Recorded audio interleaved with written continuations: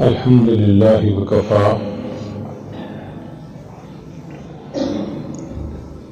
وسلام على عباده الذين اصطفى أما بعد أعوذ بالله من الشيطان الرجيم بسم الله الرحمن الرحيم يا أيها الذين آمنوا اذكروا الله ذكرا كثيرا وسبحوه بكرة وأصيلا سبحان ربك رب العزة عما يصفون وسلام على المرسلين والحمد لله رب العالمين اللهم صل على سيدنا محمد وعلى آل سيدنا محمد وبارك وسلم۔ قرآن مجید میں ذکر کا لفظ کئی معنوں میں استعمال ہوا ہے۔ ایک تو قرآن مجید کے لیے بھی استعمال ہوا ہے، اِنَّا نَحْنُ نَزَّلْنَا الذِّكْرَ وَإِنَّا لَهُ لَحَافِظُونَ۔ یہاں ذکر سے مراد قرآن مجید نصیحت نامہ ہے، اور ایک ذکر سے مراد یاد ہوتی ہے۔ جیسے ہم اردو میں کہتے ہیں کہ فلاں کا ذکر ہوا، کسی کا تذکرہ ہونا تو تذکرہ سے ذکر کا لفظ ہوتا ہے۔ تو آج جو عنوان ہے وہ ہے اس معنی میں کہ ہم اللہ کا ذکر کریں، اللہ کو یاد کریں۔ اللہ فرماتے ہیں اے ایمان والو اللہ کو کثرت کے ساتھ یاد کرو۔ کثرت کا مطلب کیا کہ لیٹے بیٹھے کھڑے ہر حال میں اللہ کو یاد کرو۔ چنانچہ حدیث مبارکہ میں آتا ہے، روایت کرتے ہیں کہ نبی صاحب نے فرمایا ان اہل السماء لیرون بیوت اہل الذکر تضیء لهم کما تضیء الکواکب لاہل الارض، کہ جس طرح زمین والوں کے نزدیک آسمان کے ستارے چمکتے ہیں، اسی طرح آسمان والوں کے نزدیک وہ گھر چمکتے ہیں جن میں اللہ کا ذکر کیا جاتا ہے۔ اگر ہم اپنے گھروں میں اللہ کا ذکر کریں تو ہمارے گھر اللہ کے فرشتوں کو یوں محسوس ہوں گے جیسے دور سے ستارہ چمک رہا ہوتا ہے۔ حافظ ابن حجر رحمۃ اللہ نے لکھا ہے کہ 3 چیزوں سے انسان کی پریشانیاں ختم ہوتی ہیں۔ ایک کلام الحکماء، داناؤں کا کلام۔ دانا لوگ جب بات کرتے ہیں نا تو بندے کے دل کو تسلی ہو جاتی ہے، اس کا غم غلط ہو جاتا ہے۔ دوسرا اللہ کا ذکر، ذکر سے اللہ کے انسان کی پریشانیاں ختم ہوتی ہیں۔ شاعر نے کہا نہ دنیا سے، نہ دولت سے، نہ گھر آباد کرنے سے تسلی دل کو ہوتی ہے خدا کو یاد کرنے سے۔ اللہ کو یاد کرنے سے دل کو اطمینان ملتا ہے، سکون ملتا ہے۔ اور تیسرا لقاء اولیاء اللہ، اولیاء اللہ کے ساتھ ملاقات سے دل کو سکون ملتا ہے۔ سید شبلی رحمۃ اللہ فرمایا کرتے تھے کہ بعض آسمانی کتابوں میں لکھا ہے کہ اللہ نے فرمایا اے میرے بندے جب میرا ذکر تجھ پر غالب آ جاتا ہے تو میں تیرا عاشق بن جاتا ہوں۔ یعنی جب بندہ اتنا ذکر کرتا ہے، اتنا ذکر کرتا ہے کہ بندے پر ذکر غالب آ جاتا ہے، اللہ فرماتے ہیں پھر میں تیرا عاشق بن جاتا ہوں۔ اللہ بندے کے عاشق بن جاتے ہیں۔ حضرت سید قرار رحمۃ اللہ علیہ فرماتے ہیں کہ اللہ جب کسی بندے کو دوست بنانا چاہتا ہے تو اس کے لیے اپنے ذکر کا دروازہ کھول دیتا ہے، ذکر کی توفیق دے دیتا ہے۔ پھر جب وہ بندہ اللہ کے ذکر سے لذت پاتا ہے تو اسے اپنے قرب کا دروازہ کھول دیتا ہے۔ پہلے ذکر کی توفیق ملتی ہے، پھر جب وہ بندہ ذکر کرنا شروع کر دیتا ہے تو اللہ اپنا قرب کا دروازہ کھول دیتے ہیں۔ جب اس کو اللہ کا قرب نصیب ہوتا ہے تو اسے توحید کی کرسی پر بٹھا دیتا ہے، اللہ کا جلال اور عظمت اس کے سامنے کھل جاتے ہیں تو وہ اپنے آپ کو بھول جاتا ہے۔ وہ اللہ کا ذکر اتنا کرتا ہے کہ کرتے کرتے اپنے آپ کو بھول جاتا ہے۔ اس کو مقام فنا کہتے ہیں۔ چنانچہ ایسا بندہ نفسانی دعووں سے بے نیاز ہو جاتا ہے۔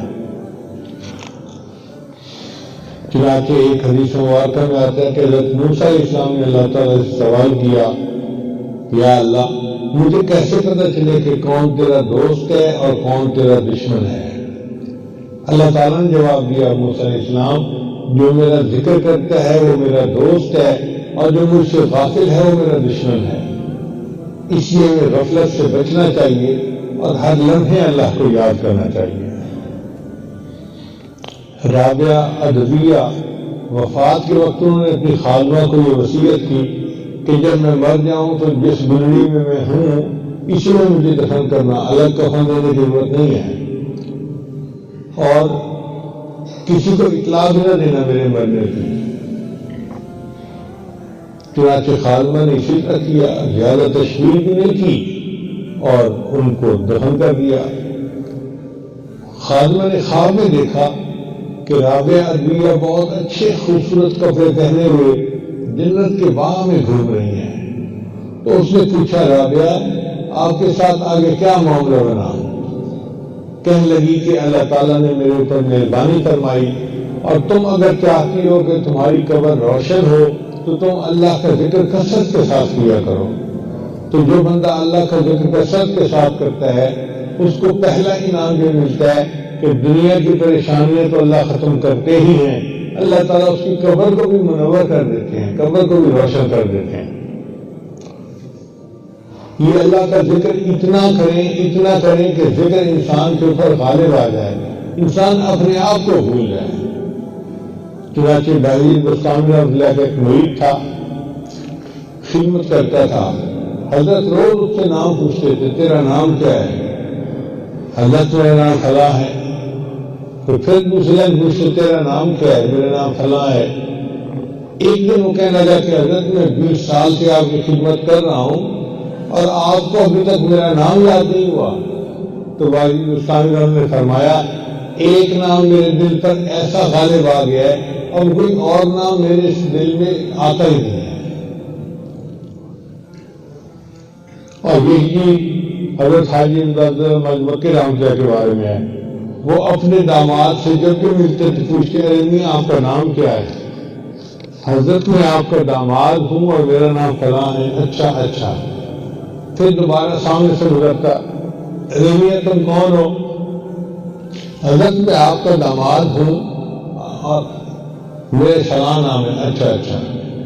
اس نے بھی ایک دن کہا کہ اتنا عرصہ ہو گیا آپ کو ابھی تک میرا نام یاد نہیں ہوا۔ تو حضرت نے جواب دیا، بھائی میں کیا کروں، ایک نام میرے دل پر ایسا غالب آ گیا ہے اب کوئی دوسرا نام میرے دل میں آتا ہی نہیں ہے۔ اللہ کا نام بڑی برکت والا ہے، تبارک اسم ربک، اللہ فرماتے ہیں برکت والا نام ہے تیرے رب کا۔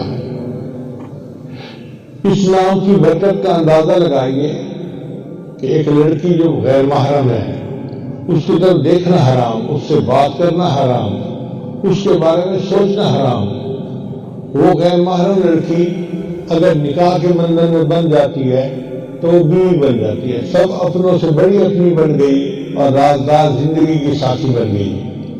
اس کو کس چیز نے ساتھی بنایا؟ اللہ کے نام نے اس کو ساتھی بنایا۔ ہم جو نکاح پڑھتے ہیں تو اللہ کے نام پہ رشتہ ہوتا ہے۔ اللہ تعالیٰ قرآن میں فرماتے ہیں کہ تساءلون بہ والارحام، تم ان کے ذریعے سے اپنے رشتے جو ہے نا وہ آپس میں جوڑتے ہو۔ تو اللہ کا نام لیا گیا، ایسا رشتہ جڑا کہ وہ غیر محرم لڑکی محرم بن گئی، زندگی کی ساتھی کہلانے لگی۔ اللہ کے نام کی برکت دیکھیے۔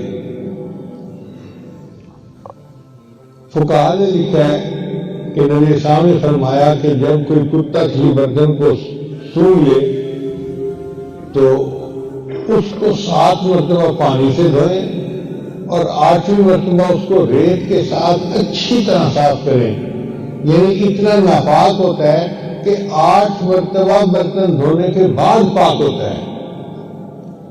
اس شکاری کتے کو اگر آپ چھوڑ دیں اللہ کا نام لے کر شکار کے اوپر اور وہ خرگوش کو پکڑ کے لائے اور خرگوش اس کے منہ میں مر بھی جائے تو حدیث پاک میں آتا ہے کہ اس گوشت کا کھانا بندے کے لیے جائز ہوتا ہے۔ اب آپ دیکھیے کہ ایسا نجس جانور تھا کہ وہ منہ لگائے تو 8 مرتبہ برتن کو دھونا پڑتا ہے، مگر اللہ کے نام سے اس کو ہم نے چھوڑا تو اس کا کیا ہوا شکار اللہ نے حلال کر دیا۔ اللہ کے نام کی برکت دیکھیے کتنی زیادہ ہے۔ کسی جانور جب ذبح ہوتا ہے تو بسم اللہ اللہ اکبر اس پر اللہ کا نام لیتے ہیں تو وہ حلال بن جاتا ہے، اور اگر ویسے اس کی جان نکل جائے تو وہی جانور حرام ہو جاتا ہے۔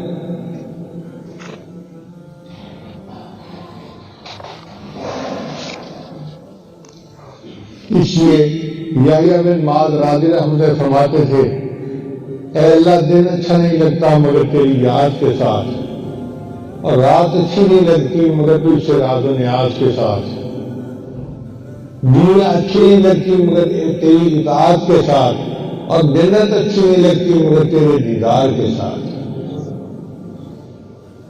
تو جن کو اللہ سے محبت ہوتی ہے پھر وہ اللہ کا دیدار چاہتے ہیں اور اللہ کی یاد میں زندگی گزارتے ہیں۔ جنید بھگوان کے فرماتے ہیں، میں نے ایک مرتبہ خواب میں شیطان کو دیکھا کہ انسانوں کے مجمع میں ننگا پھر رہا تھا، تو میں نے اسے کہا کہ وہ بدبخت، تو یہ شرم نہیں آتی تو انسانوں کے مجمع میں ننگا پھر جائے؟ تو شیطان نے مجھے کہا کہ یہ انسان کا یہ تو سارے جانور ہیں۔ میں نے کہا جانور کیا؟ کہنے لگے ہاں انسان تو وہ ہیں جو شنیگیہ کی مسجد میں بیٹھے ہوئے ہیں۔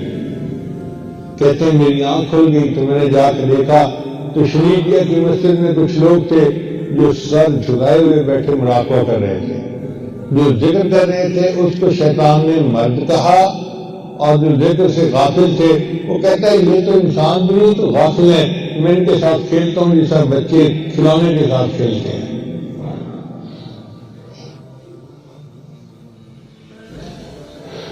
چنانچہ قرآن مجید کی آیت ہے وَكَانَ تَحْتَهُ كَنْزٌ لَهُمَا، تو کنز سے مراد سونے کی ایک پتی تھی جس پر 7 سطریں لکھی ہوئی تھی، ان میں سے ایک سطر یہ لکھی ہوئی تھی، مجھے تعجب ہے اس شخص پر جو اللہ تعالیٰ کو پہچانتا ہے پھر بھی کسی اور چیز کا ذکر کرتا ہے۔ ابو امامہ رضی اللہ عنہ فرماتے ہیں ایک آدمی نے مجھے کہا کہ میں نے خواب میں دیکھا آپ جب کھڑے ہوتے ہیں یا بیٹھتے ہیں، اندر جاتے ہیں یا باہر آتے ہیں تو فرشتے آپ کے لیے دعا کرتے ہیں۔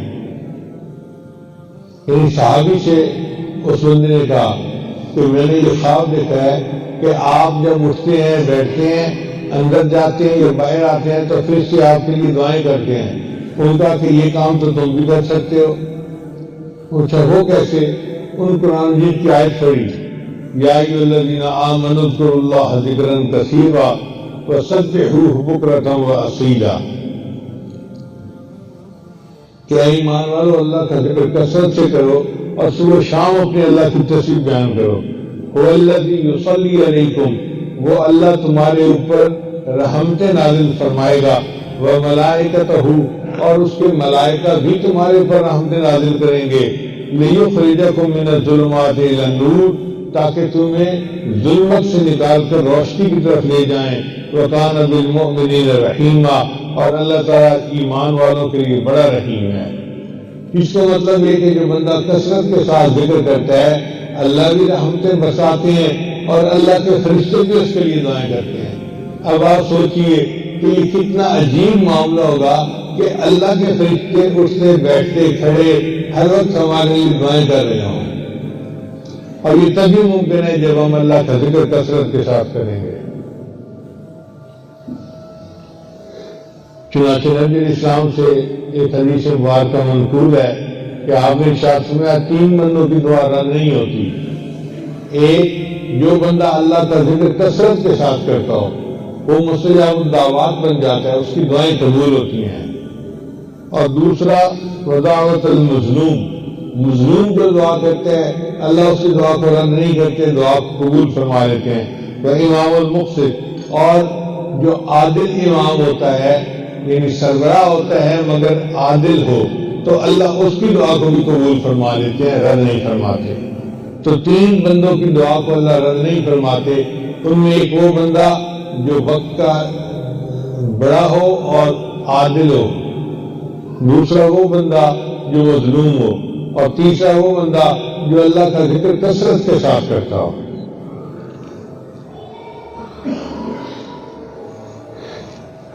چنانچہ بزرگوں نے کہا ان لکل بیت زینۃ، ہر گھر کی زینت ہوتی ہے، وزینت المساجد الرجال الی ذکر اللہ، اور مسجد کی زینت وہ بندے ہوتے ہیں جو اللہ کا ذکر کثرت کے ساتھ کرتے ہیں۔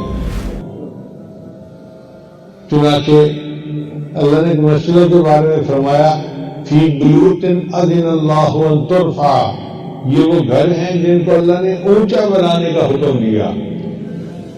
مسجد کی اونچائی ہونی چاہیے، عام گھروں سے زیادہ اونچی ہونی چاہیے۔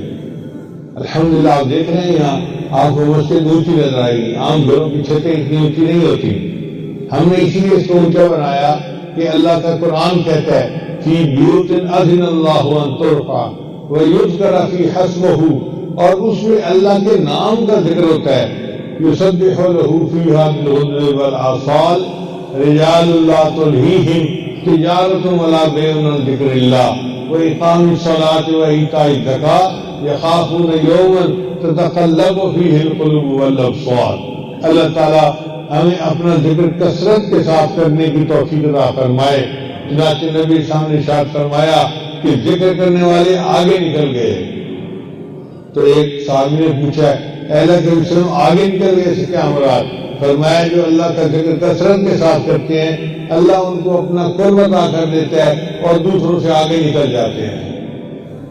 ایک حدیث مبارکہ میں آتا ہے کہ اللہ تعالیٰ نے موسیٰ علیہ السلام کو فرمایا اتحب ان اسکن معاک فی بیتک یا موسیٰ، اے موسیٰ علیہ السلام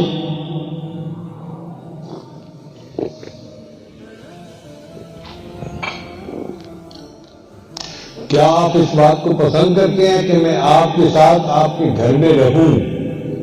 اب اللہ فرما رہے ہیں اور موسیٰ علیہ السلام کو کہہ رہے ہیں کہ اے موسیٰ علیہ السلام کیا آپ اس بات کو پسند کرتے ہیں کہ میں آپ کے ساتھ آپ کے گھر میں رہوں؟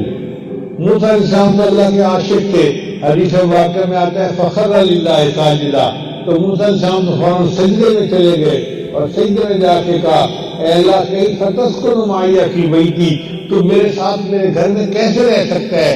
اللہ نے فرمایا انا جلیس مع من ذکرنی، جو میرا ذکر کرتا ہے میں اس کا ہم جلیس ہوتا ہوں، میں اس کے پاس بیٹھا ہوا ہوتا ہوں۔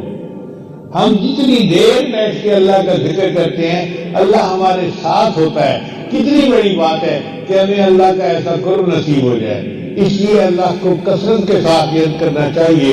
اللہ تعالیٰ ہمیں اپنے ذکر کی توفیق عطا فرمائے۔ یاد میں تیری، تو یاد اس توبہ کے کلمات پڑھائے گا، آپ سچے دل کے ساتھ یہ کلمات پیچھے پیچھے پڑھتے جائیے۔ پڑھیے بسم اللہ الرحمن الرحیم، لا الہ الا اللہ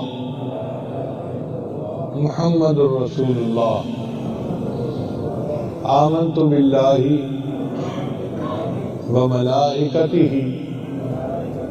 وکتبہ ورسلہ والیوم الآخر والقدر خیرہ وشرہ من اللہ تعالی والبعث بعد الموت، آمنت باللہ کما ہوا باسمائہ وصفاتہ وقبلت جمیع احکامہ اقرار باللسان وتصدیق بالقلب، اشہد ان لا الہ الا اللہ واشہد ان محمدا عبدہ ورسولہ، استغفر اللہ ربی من کل ذنب واتوب الیہ برحمتک یا ارحم الراحمین۔ ان کلمات کو پڑھنے سے ہم تو بتائے ہو چکے ہیں، چند معمولات ہیں جن کو باقاعدگی سے کریں گے تو اللہ تعالیٰ دل کو منور کریں گے۔ پہلا عمل ہے 100 مرتبہ استغفار صبح شام پڑھنا، دوسرا 100 پڑھ رہا ہے اور میں سن رہا ہوں. انشاءاللہ 15-20 منٹ صبح شام مراقبہ شروع کر دیں گے، آپ کے دل میں اللہ کی محبت بڑھے گی، آپ خود اس کی حرارت کو محسوس کریں گے. اللہ تعالیٰ سب کو اپنے مقبول بندوں میں شامل فرمائے.